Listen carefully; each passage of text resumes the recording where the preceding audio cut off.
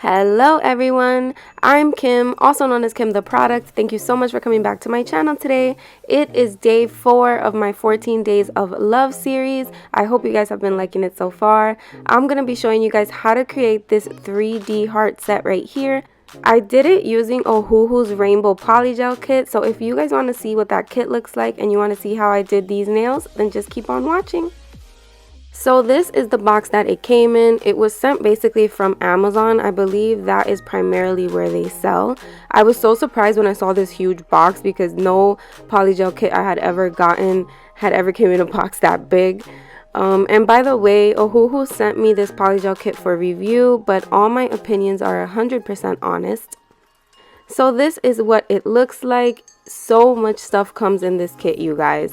Honestly, no other kit that I have reviewed before has come with these many things. So inside this kit, you are getting an instruction manual, you are getting a cuticle pusher, you're getting a nail file, you're also getting the very necessary dual-ended tool, one side spatula, one side brush. You're also getting a nail clipper, and mine came a little bit dirty. It almost looked like it had a fingerprint on it. I'm not too sure what's going on there. I also got a cuticle nipper. I got some slip solution, which this was nice because a lot of polygel kits nowadays are not coming with slip solution. I got a set of dual forms. There's just one style in here, this kind of curvy one. I've got a top coat and a base coat. There's also 4 glitters in this kit, so you get blue, green, pink, and this blue that kind of looks like the last one, but it's more teal. Now we can get into swatches. So this first color here is RB01. This next one is RB11. RB09. I'm assuming RB is rainbow.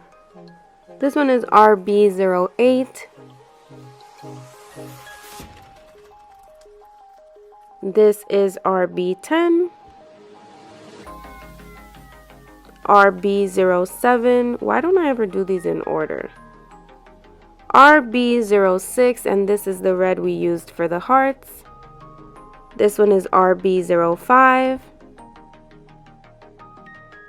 This lighter green is RB04. This one here is RB03. And this last one, which is the pink background on our nails, is RB02. Oh, not the last one. This is clear. It's just called Clear 2. So this is what they all look like next to each other, and this is what they look like after being cured for 60 seconds. So now we can move on to the foundation of our nails. I'm going to be doing the Femi Beauty method in today's video. I have quite a few videos doing this lately, so I'm not going to go too much into it here. I will link a video in the cards right now where I'm going more in depth on it. But again, like I say every time I do this, this was created by Femi Beauty. Definitely go check out her YouTube channel. She will be able to explain it way better than I ever could because she is the one that made it. But I do have a playlist on my channel where I put all my lazy girl method videos. So if you, for whatever reason, want to see me do it, you like how I do it, definitely you guys can check out that playlist. I do have a video coming soon where I'm laying polygel in a different way. I know I have quite a few videos doing it this way. This way is just the way that I feel the most comfortable because it's the first way. Okay, I can't use the word way. I think I used it like 5 times already. It's just the first way that I learned to lay polygel. So it's just the way that I'm most comfortable. Also, I've been practicing the other way so much, and I think I'm just shy to do it for the first time on camera. I think I'm overthinking it just because I've always done it this way, and any little flaw or anything I just like overthink it, and it's magnified for me. But I definitely have a video coming up soon where I'm laying polygel in a different way, and I believe it will be during this 14 Days of Love series. And like I've said in my other videos, I'm not doing any prep. I'm almost not going to do any prep for any of these 14 days of love videos, just because I'm doing nail sets every day and I don't want to damage my natural nails. So all I have here is just one layer of this glitter nail polish, gel polish, sorry, and a top coat. And actually, can I tell you guys something that I learned just by doing this set? I'm actually never doing that again. Like, I'm just, if I decide to not do prep, I might do one layer of top coat, but never a regular polish and top coat again, because that actually makes your nail fatter and that makes it harder to do the lazy girl method. So just a little tip on that.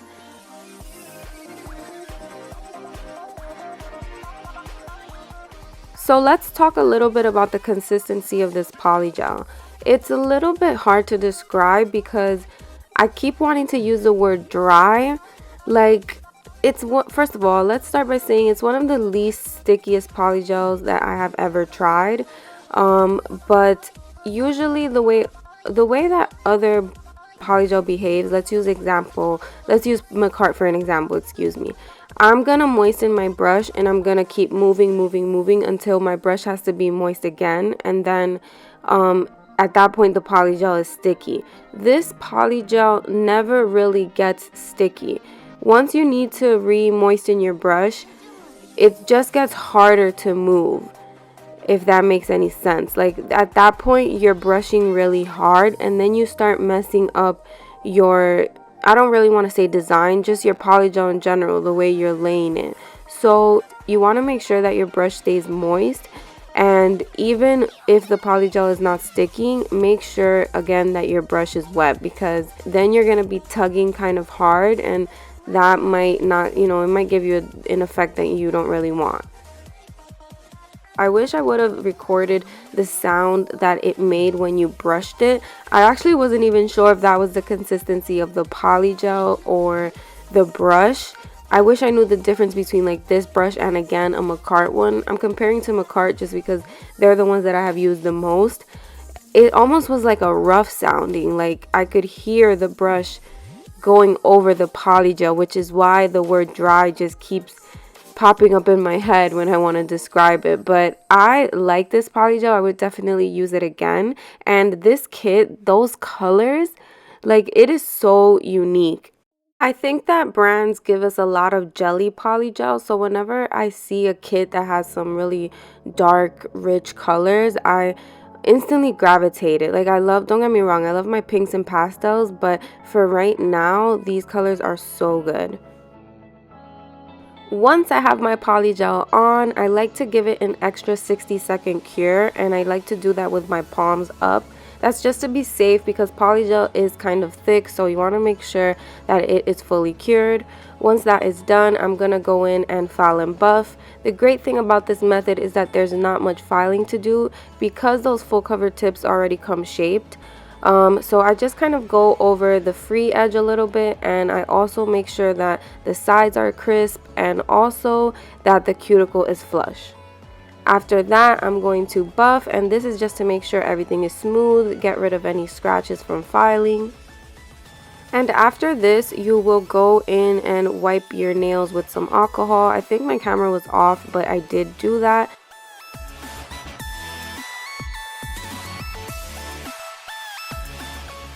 Now let's get into these 3D hearts. So like I said before, this is my first time doing it, so I did do one off camera. I just didn't want to come on here doing all kinds of craziness for you guys. But all I'm doing, and this is my second attempt, is going in with that red color, placing it with my spatula, putting a little bit of base coat because that helps the polygel move better for molding, I think, than alcohol. That's just my opinion. And then I'm just pushing and pulling and patting the polygel into the shape that I want. You know, it's kind of like using clay when you were a child or something like that. I'm just in my head imagining a heart, and I'm just trying to recreate it. So I used kind of like the spatula to create the indent of the heart, that top V, and the brush helped me to create the sides to push it in. And just, you know, just practice. That's the best thing that I can say, because if I was able to do this on my first try, I can only imagine how much better I would be on my third or fourth or fifth, you know. So just try things. That's the best advice, excuse me, that I could give for this kind of thing. Couple of tips to keep in mind is that you want to do this before you put on a top coat, just so that it doesn't mess with any top coat that you lay down. And when I say it, I mean like any slip solution, any base, anything you're using to move around the polygel. Another tip I would say is to keep your brush moist and keep the little blob of polygel moist, just because you want it to be a uniform heart. You don't want to see some reds kind of like dragging out through the pinkness of the nail. So just keep your polygel together, and keeping it moist is what allows you to be able to push it all into each other. So yeah, that is another tip. And also try not to pat too much.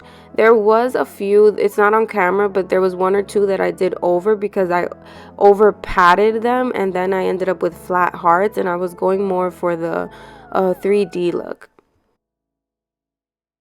This was so fun to do. I'm having fun even just watching it, you guys. So anyways, I'm gonna let you guys watch me do the rest of them, and I will be back.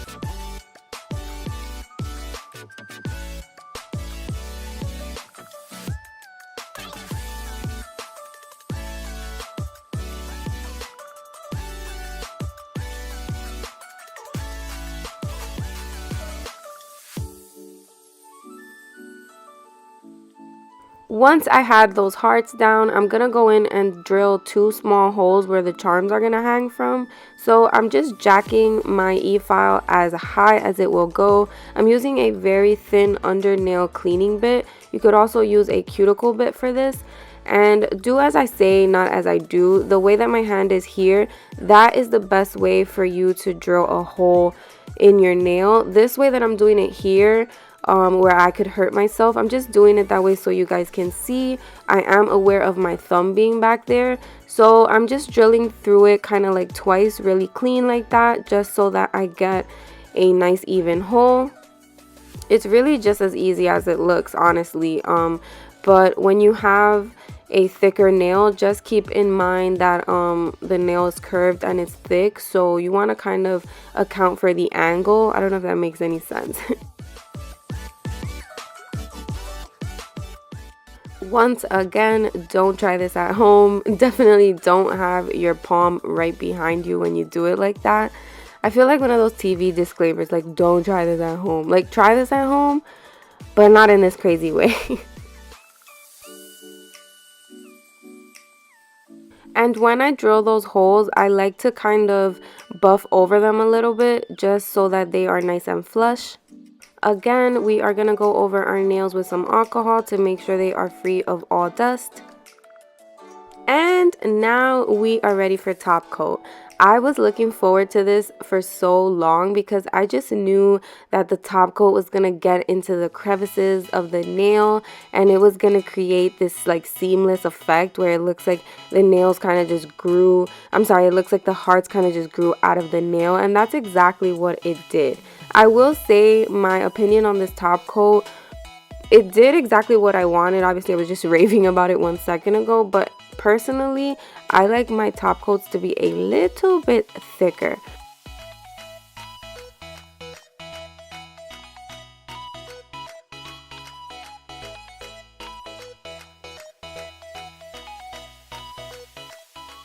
Something I've been doing lately is curing my nails separately, like in groups. So I always do my thumb by itself, and then I think I do the next 2 nails by themselves and then the next 2.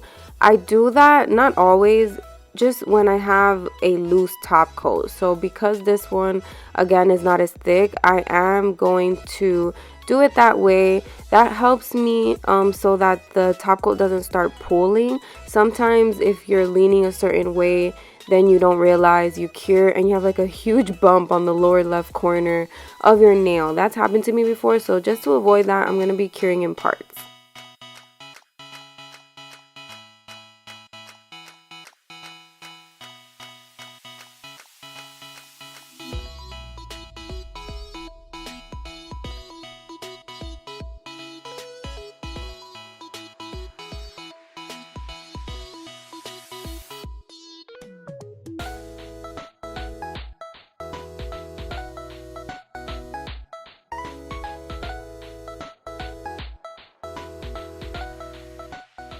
Before I cure this nail with the holes, I'm just going to poke into it with the same bit that I used.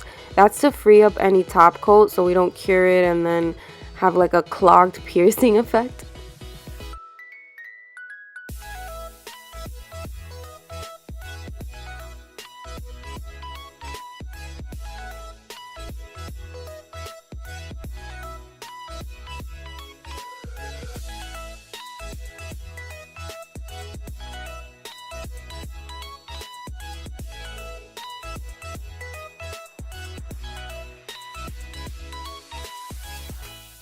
So I'm going to try my best to walk you guys through these charms. I almost never have good footage because I can barely see. I wear glasses, so I always need this stuff like really close to me. I'm also never prepared with the right tools. I'm using my teeth and stuff.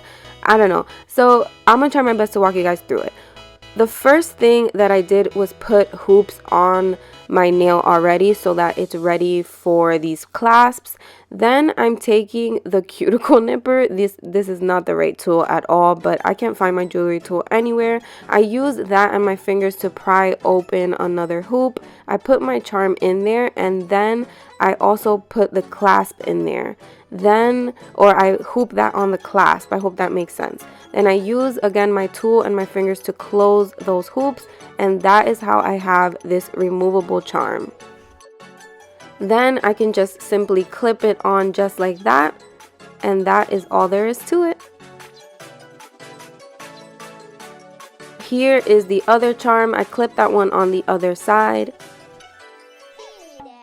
Now we can grease these babies up, get them ready for the show. And here is the final product, you guys.